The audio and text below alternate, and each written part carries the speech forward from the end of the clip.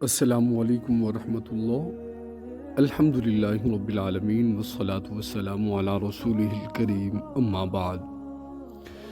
میرے عزیز، اس سے قبل اسی موضوع کے تحت ہم نے ایک ویڈیو کو ریکارڈ کیا تھا۔ اگر آپ نے اسے واچ نہیں کیا، اگر آپ نے وہ ویڈیو نہیں دیکھی تو یقیناً آپ کو پہلے وہ دیکھنی چاہیے، تاکہ اس ویڈیو میں جو ہم بات کریں گے وہ آپ کو سمجھنے میں سہولت رہے۔ اگر آپ نے اس ویڈیو کو واچ نہیں کیا تو آپ براہ کرم پہلی ویڈیو پہ تشریف لے جائیں۔ میرے عزیز، جو گناہ گار ہیں انہیں بھی اللہ کی نسبت ایک زبردست دھوکہ ہے، مغالطہ ہے، اور اسی میں وہ مبتلا ہے۔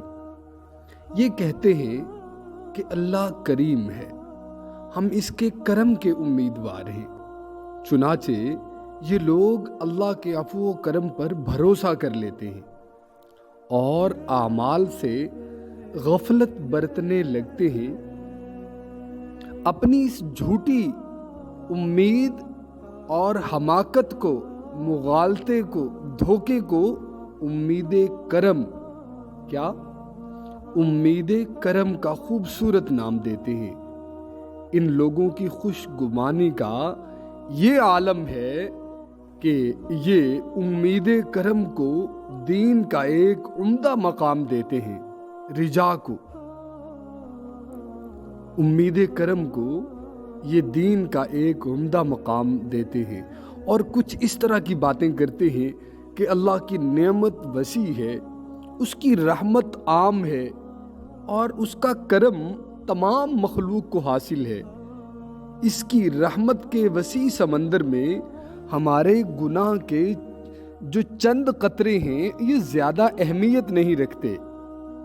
دیکھیں نا جی، ہم ایمان لائے، ہم کلمہ پڑھتے ہیں، ہم سونے کی امت میں سے ہیں، اور ایمان کے وسیلے سے بخشش کے طلبگار ہیں، اور بعض اوقات تو ان کی حماقت پہ ہنسی آتی ہے کہ ان کی امید کا دار و مدار اپنے آباء و اجداد کی عظمت اور بزرگی پر ہوتا ہے۔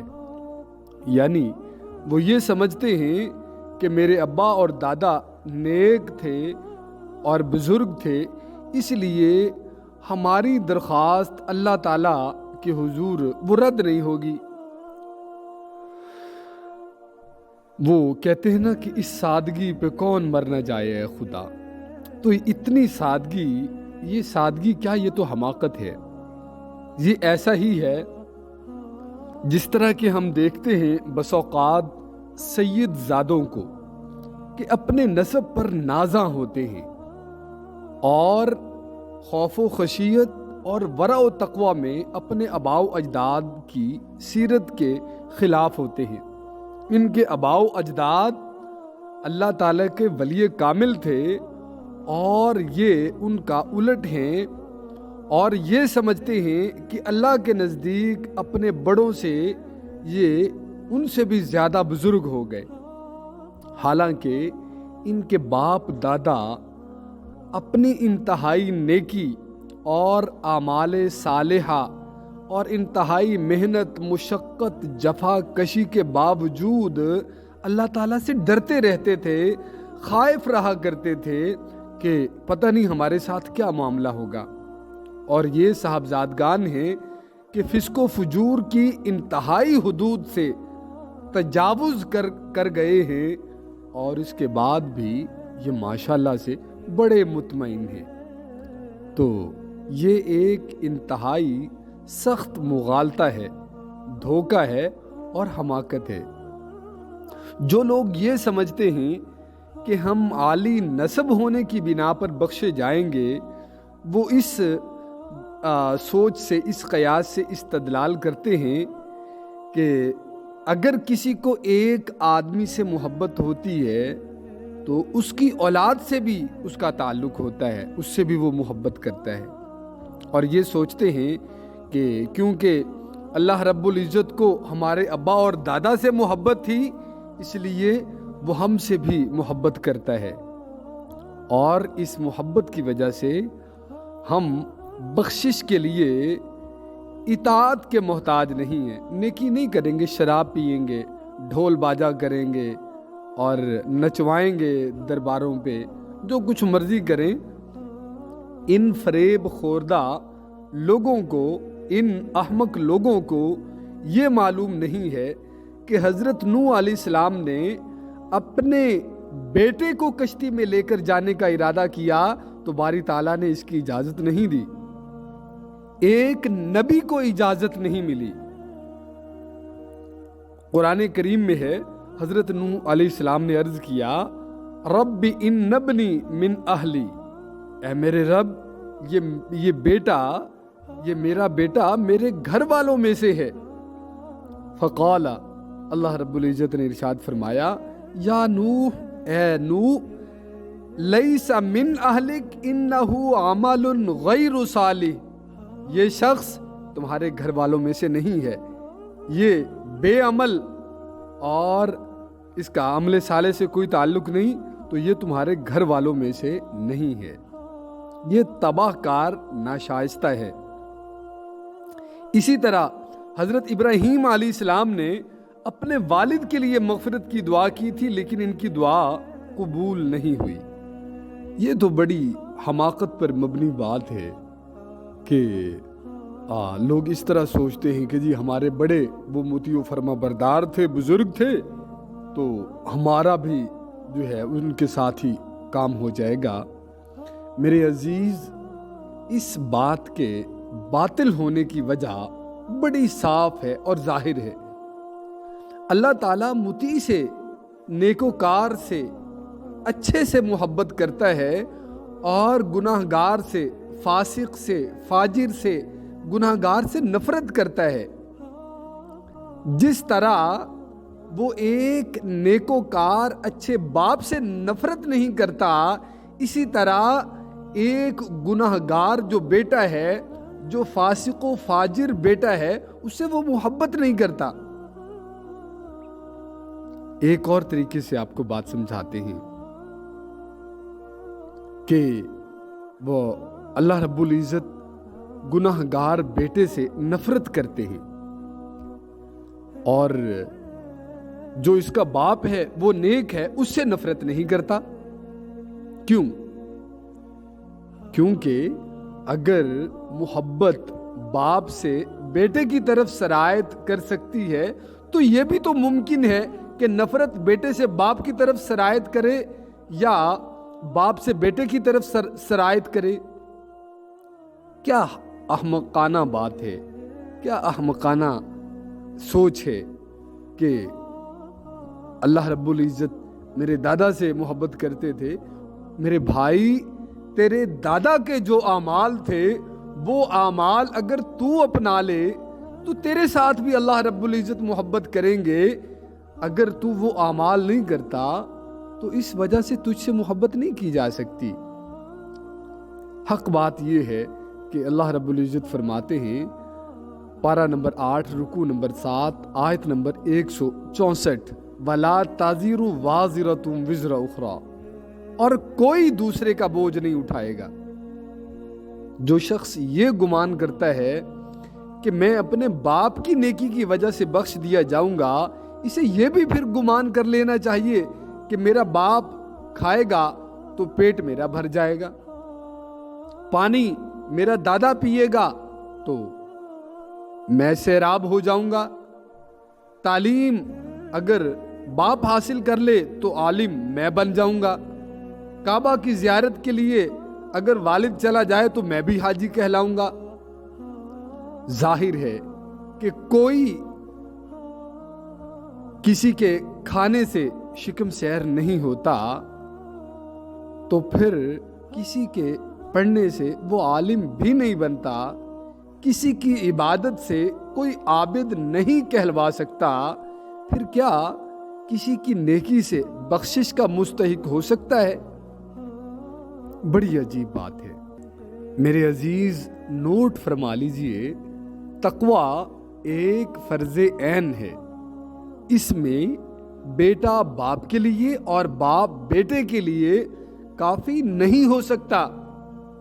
اللہ کے یہاں ثواب अजर दर्जा तकवा पर ही मिलेगा। उस रोज जबकि नामा आमाल हाथों में होंगे, कोई किसी के काम नहीं आएगा। ऐसा तो नहीं होगा कि बेटा कहे कि अब्बा अपना नामा अमाल मुझे दे दें या कुछ मुझे दे दें। नहीं, अपना नामा अमाल अपने हाथ में होगा ना। तो ये क्या हमाकत है कि जी अब्बा नेक था हम भी बख्शे जाएंगे। तो ये मुगालते अक्सर व बेशतर शुरफा में जो ज़्यादातर ये जो पीर फ़कीर होते हैं, इनके अंदर ये बड़े मुगालते चले जाते हैं।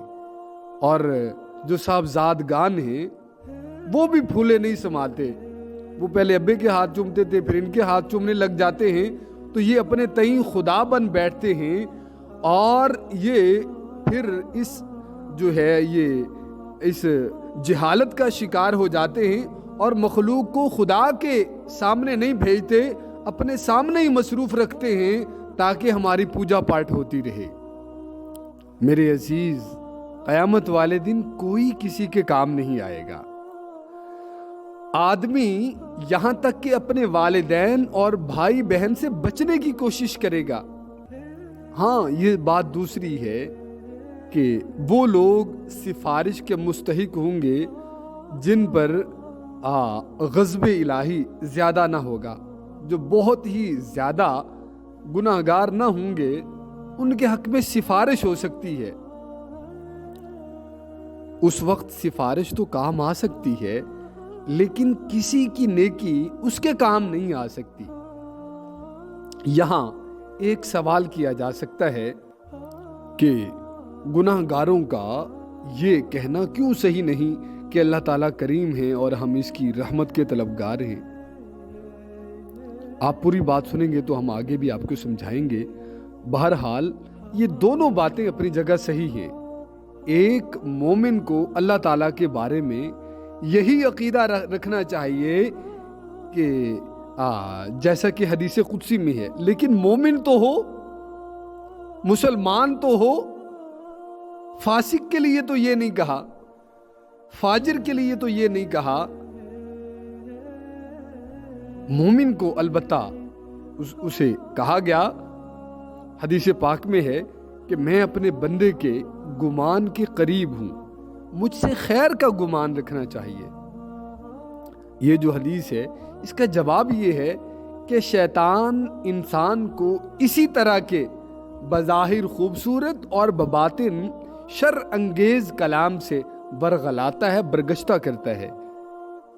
और इस तरह की बातों की तरफ तबीयत का मैलान भी होता है और इसकी वजह भी यही है। अगर इनका जाहिर इन बातों का खूबसूरत ना होता तो ये बातें हरगिज दिल को ना भाती। ये झूठी उम्मीदें, ये उम्मीदें करम के दावे, सरकार दो आलम सल्लल्लाहु अलैहि वसल्लम ने इन झूठी उम्मीदों को हमाकत करार दिया। हदीस पाक के अंदर करीम आका सल्लल्लाहु अलैहि वसल्लम ने फरमाया, अलकय्यसु मन दाना नफ्सहु व अमिल लिमा बादल मौती वल अहमकु मन अतबा नफ्सहु हवाहा व तमन्ना अल्लाह। अक्लमंद वो है जो अपने नफ्स को मुती रखे, नेक रखे और मौत के बाद की जिंदगी के लिए अमल करे। और अहमक वो है जो अपने नफ्स को इसकी ख्वाहिशात के ताबे बना दे और अल्लाह ताला से उम्मीदें करम रखे, करम की उम्मीदें रखे। असल में ये तमन्ना अल्लाह है, शैतान ने इसका नाम बदल कर रिजा रख दिया, उम्मीदें करम रख दिया, और जाहिल इसी नाम से धोखा खा जाते हैं। अल्लाह ताला ने रिजा की या उम्मीद करम की या रहमत खुदाबंदी की जो तशरीह है वो इन अल्फाज में फरमाई। पारा नंबर 2 रुकू नंबर 11 आयत नंबर 218 में अल्लाह रब्बुल इज्जत फरमाते हैं, ये नोट फरमा ले, जो उम्मीद करम है ना वो इन लोगों के लिए है, फासिक और फाजिर लोगों के लिए नहीं है। अल्लाह रब्बुल इज्जत फरमाते हैं, इन्नल्लज़ीना आमनू والذین ہاجروا وجاہدوا فی سبیل اللہ اولئک یرجون رحمت اللہ. حقیقتاً جو لوگ ایمان لائے اور جن لوگوں نے راہ حق میں ترک وطن کیا اور جہاد بھی کیا، ایسے لوگ تو رحمت خدا بندی کے امیدوار ہوا کرتے ہیں. ہمارے اندر کون سی بات ہے؟ حقیقی ایمان ہے. ہم نے راہ حق میں ترک وطن کیا، جہاد کیا، کیا کیا ہے؟ تو اس آیہ کریمہ میں اللہ رب العزت فرماتے ہیں یعنی یہ لوگ اس لائق ہیں کہ اللہ تعالیٰ سے رحمت کی امید رکھے. آخرت کا ثواب اعمال کی جزا ہے. جو لوگ نیک عمل کرتے ہیں انہیں اس خوف کے ساتھ اللہ کی رحمت کا امیدوار رہنا چاہیے کہ کہیں ہمارے اعمال اللہ کی بارگاہ میں ایسا نہ ہو کہ رد کر دیے جائیں اور مقبول نہ ہوں. بے عمل لوگ کس منہ سے رحمت کی آرزو کرتے ہیں؟ بے عمل لوگ کس منہ سے امید کرم کی بات کرتے ہیں؟ ارشاد ربانی ہے، پارہ نمبر 21 رکوع نمبر 15 آیت نمبر 17 کا ایک حصہ، جزاء بما کانوا یعملون. یہ ان کو ان اعمال کا صلہ ملا ہے. کون سے اعمال؟ جو دنیا میں کرتے تھے، جو مشقت اٹھاتے تھے، روزہ رکھتے تھے، زکوٰۃ دیتے تھے اور تہجد پڑھتے تھے، زبان کو گناہوں سے بچاتے تھے، نظروں کو، ہاتھوں کو، اپنے نفس پر کنٹرول کرتے تھے. ایک اور جگہ پر اللہ رب العزت فرماتے ہیں، پارہ نمبر 4 رکوع نمبر 3 آیت نمبر 185، وَإِنَّمَا تُوَفَّوْنَ أُجُورَكُمْ يَوْمَ الْقِيَامَةِ. اور تم کو تمہارے اجر پورے قیامت کے روز ہی ملیں گے. یہ دنیا اجر کی جگہ نہیں ہے. بہرحال اب ہم ایک سوال کرتے ہیں جو کہتے ہیں کہ گناہگار رحمت کی امید کیوں نہیں کر سکتے؟ گناہگار رحمت کے طلبگار کیوں نہیں ہو سکتے؟ گناہگار امید کرم کے دعوے دار کیوں نہ بنے؟ ہم ان سے ایک سوال کرتے ہیں کہ ایک شخص نے جو کریم بھی ہے، ایک شخص ہے جو بڑا کریم ہے، وعدے کا پکا بھی ہے اور رحیم بھی ہے، اور وہ مقررہ اجرت سے زیادہ دینے والا بھی ہے. جتنا وہ طے کرتا ہے اجرت، اس کی مزدوری اس سے زیادہ دیتا ہے. اس نے ایک شخص کو برتن دھونے پر ملازم رکھا اور اسے ایک متعین کام کی اجرت اس کے ساتھ طے کر لی کہ تمہیں اتنے پیسے دیں گے. میرے بھائی، اب اگر وہ شخص کام کرنے کی بجائے، برتن دھونے اور چمکانے کی بجائے برتنوں کو توڑنا شروع کر دے، برتنوں کو پھینکنا شروع کر دے، برتنوں کو بگاڑنا شروع کر دے، برتنوں کو خراب کرنا شروع کر دے، اور پھر اس بات کی توقع بھی کرے کہ مجھے پوری اجرت ملے گی کیونکہ اجرت دینے والا بڑا رحیم ہے، بڑا کریم ہے، وہ اپنے وعدے کا پابند ہے. کیا آپ خود ہی بتائیں، انصاف کے ساتھ بتائیں، کیا اس شخص کی یہ توقع حق بجانب ہے؟ ہمارے خیال میں کوئی کم عقل شخص بھی اس کا جواب ہاں میں نہیں دے سکتا. اس حماقت کی وجہ یہ ہے کہ جاہل توقع اور غرور میں، رحمت خداوندی اور امید کرم میں وہ فرق نہیں کر پاتے. حضرت حسن بصری رحمت اللہ علیہ سے کسی نے عرض کیا کہ لوگ یہ کہا کرتے ہیں کہ ہم اللہ سے امید رکھتے ہیں، توقع رکھتے ہیں اور عمل نہیں کرتے. آپ نے فرمایا یہ توقع نہیں بلکہ ان کی جھوٹی امید ہے، ان کی حماقت ہے. वगरना जिस शख्स को तवक्को होती है वो उसके लिए काम भी करता है, मेहनत भी करता है, जुस्तजू भी करता है, और जिसे खौफ होता है वो दूर भी भागता है। ये अजीब अल्लाह से डरने वाले हैं कि उसकी नाफरमानी में उसके डर में नाफरमानियां करते रहते हैं और अल्लाह को नाराज भी करते रहते हैं। ये अजीब डर है और ये अजीब तवक्को है कि जुस्तजू भी नहीं करते। इसे हमाकत कहते हैं।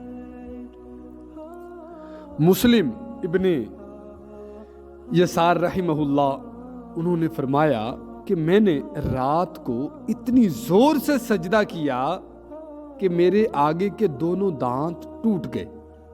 लोगों ने कहा हम तो अल्लाह से रिजा रखते हैं, यानी उम्मीद करम रखते हैं, रहमत खुदाबंदी की उम्मीद रखते हैं, इसलिए हम तो इस तरह की अमल की मुशक्कत नहीं उठाते। मुस्लिम इब्ने यसार रहमहुल्लाह ताला ने फरमाया, वाह, ये भी कोई उम्मीद करम है, ये भी कोई रिजा है। आदमी को जिस चीज की तवक्को होती है उसकी वो सही भी करता है, जुस्तजू भी उसे होती है। अगर तुम मगफिरत की आरजू करते हो तो इसे पाने की कोशिश भी करो। इसकी मिसाल ऐसी है जैसे कोई शख्स औलाद की तवक्को रखे और शादी न करे।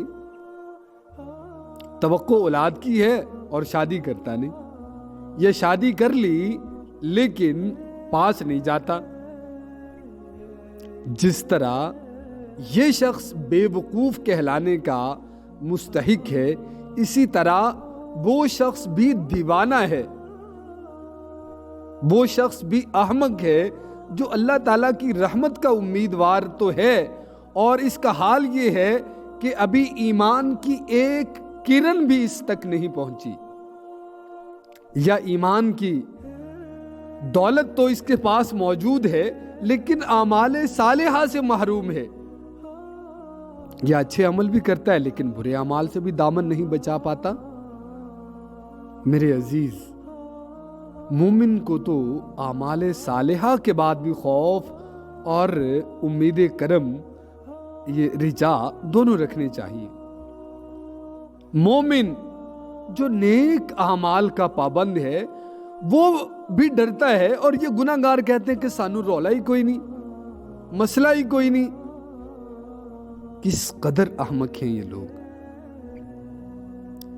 जिस तरह निकाह और सोहबत के बाद आदमी को औलाद की उम्मीद होती भी है और महरूमी से खौफजदा भी रहता है कि पता नहीं अल्लाह ताला औलाद से नवाजता है या नहीं। शादी भी की है, सोहबत भी करता है, लेकिन फिर भी कन्फर्म नहीं है कि औलाद होगी। इसी तरह मोमिन को अच्छे अमल करने चाहिए, बुरे अमल से परहेज करना चाहिए, इसके बाद मगफरत की उम्मीद करना चाहिए। और सिर्फ यही नहीं बल्कि साथ ही ये खौफ भी रखना चाहिए कि मगफिरत की दरख्वास्त रद्द भी हो सकती है। यह भी हो सकता है कि जिंदगी भर अच्छे अमल करता रहा और अंजाम बुरा हो। अल्लाह ताला से ये उम्मीद करनी चाहिए कि वो अपने रास्ते पर साबित कदम रखे, सकरात मौत की लग़ज़शों से बचाए, तौहीद पर खात्मा हो, जिंदगी में कभी दिल शहवात की तरफ माइल ना हो, गुनाहों की तरफ ना ये बहक जाए। जो शख्स इस तरह उम्मीद करम रखता है, रिजा रखता है, वो अक्लमंद कहलाने का मुस्तहिक है। इससे तजावुज करने वाला वो तो बेवकूफ है, अहमक है, मगरूर है। ये लोग बहुत जल्द जान लेंगे कि गुमराह कौन था। उस वक्त इनकी जुबान पर ये अल्फाज जारी होंगे, रब्बना अबसरना वसमिअना फरजिअना नामल सालिहन इन्ना मुकिनून।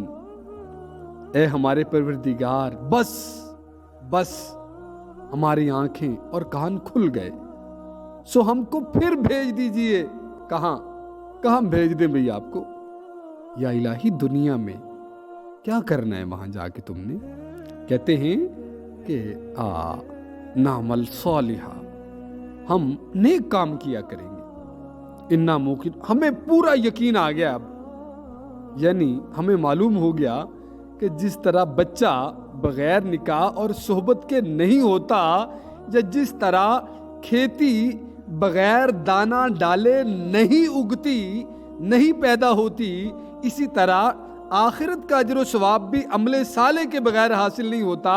اب ہمیں تیرے قول کی صداقت کا یقین ہو گیا، ہمیں دوبارہ اسی دنیا کی طرف واپس بھیج دے تاکہ اچھے عمل کریں اور تیرے دربار میں اعمال صالحہ کے ساتھ واپس آئیں، اور نہیں۔ اللہ رب العزت فرماتے ہیں پارہ نمبر 27 رکوع نمبر 7 آیت نمبر 39 اور 40، وَأَلَّيْسَ لِلْإِنسَانِ إِلَّا مَا سَعَىٰ وَأَنَّ سَعْيَهُ سَوْفَ يُرَىٰ، اور یہ کہ انسان کو صرف اپنی ہی کمائی ملے گی، اور یہ کہ انسان کی کوشش بہت جلد دیکھ لی جائے گی۔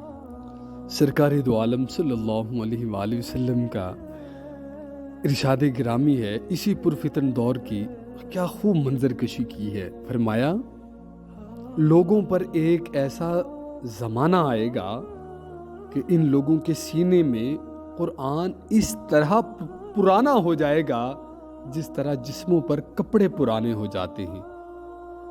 وہ جو کام بھی کریں گے لالچ اور طمع سے کریں گے، اس میں خوف شامل نہیں ہوگا۔ اگر کوئی اچھا عمل کرے گا تو یہ کہے گا کہ میرا عمل تو جی مقبول ہوگا، اور اگر گناہ کرے گا تو کہے گا اللہ مجھے معاف کر دے گا۔ میرے عزیز، امید کرم، رحمت خداوندی کی امید وہاں درست ہے جہاں پر یہ آپ کو عمل کی طرف لے کے آئے، جہاں پر یہ آپ کو نماز کی طرف لائے، روزہ کی طرف لائے، جہاں پر یہ اچھے اخلاق کی طرف لائے، وہاں پر تو یہ ٹھیک ہے۔ لیکن وہ امید کرم کیسی ہے، وہ رحمت خداوندی کیسی ہے، وہ امید کیسی ہے جو آپ کو اعمال صالحہ سے دور لے جائے اور برائیوں میں آپ کو جھونک دے۔ اسے امید کرم کہتے ہیں، اسے رحمت خداوندی کہتے ہیں۔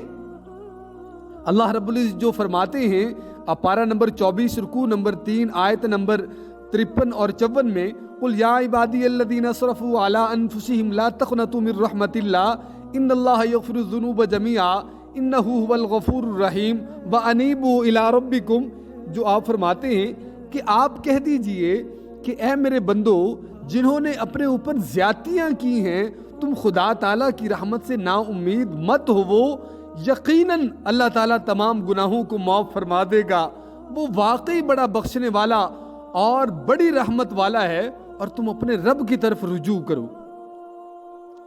اس آیت میں اللہ کی طرف انابت اور رجوع کا حکم دیا گیا ہے، یہ نہیں کہ گناہ کرتے رہو اور بس گناہ کرتے رہو۔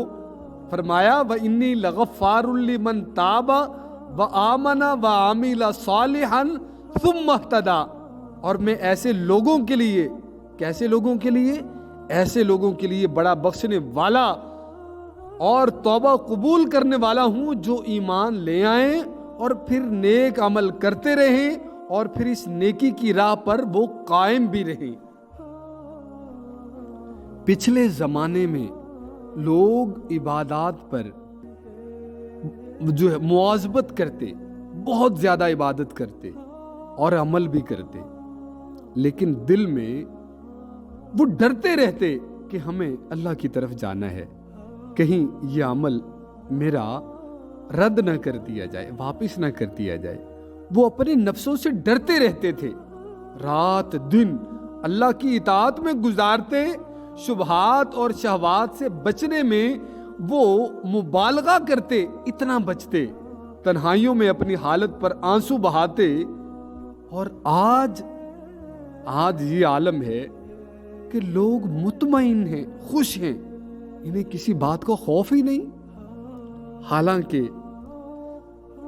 سرتپا سراپا گناہ ہے، اور ہوائے نفس نے انہیں برباد کر دیا ہے، گناہوں میں غرق ہیں، اور دنیا میں منہمک ہیں، اللہ سے دور ہیں، اور اس کے فضل، کرم، عفو، مغفرت، اس کے رحمت کے یہ دعوے دار بنے بیٹھے ہیں۔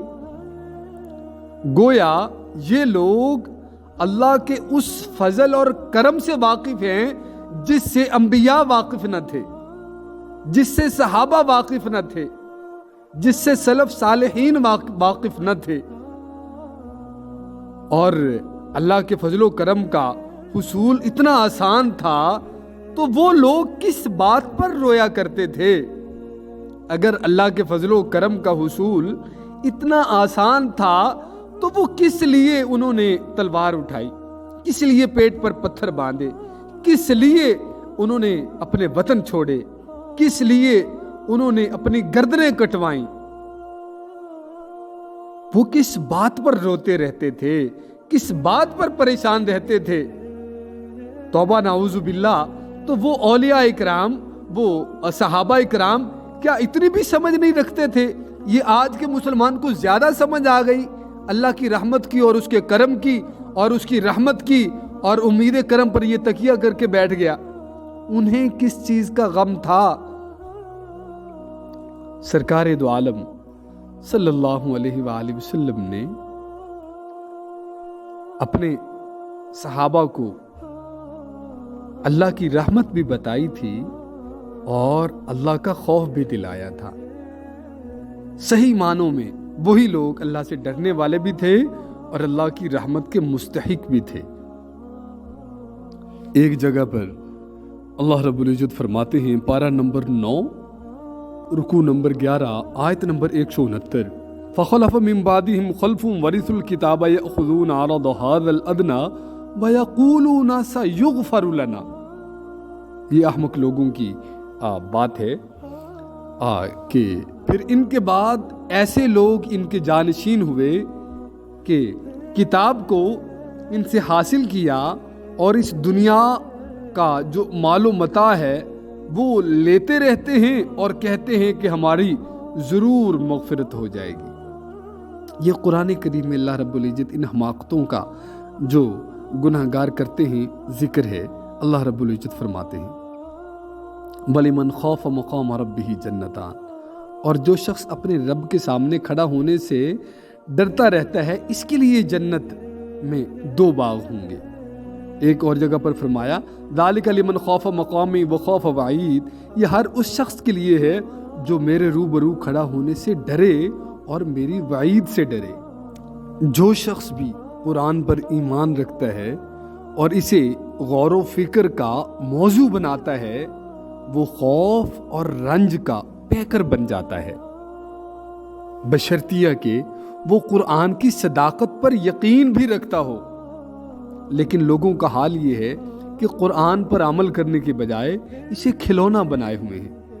آفا بِهَذَا الْحَدِيثِ أَنْتُمْ مُدْهِنُونَ، صحیح جو معنی ہے اس میں تو قرآن کا انکار کرنے والے ہیں۔ قرآن کہتا ہے سود نہ کھاؤ، ہم سود کھاتے ہیں۔ اور کتنی باتیں ہیں جسے ہم قرآن کہتا ادھر آؤ، ہم کہتے نہیں ہم ادھر جائیں گے۔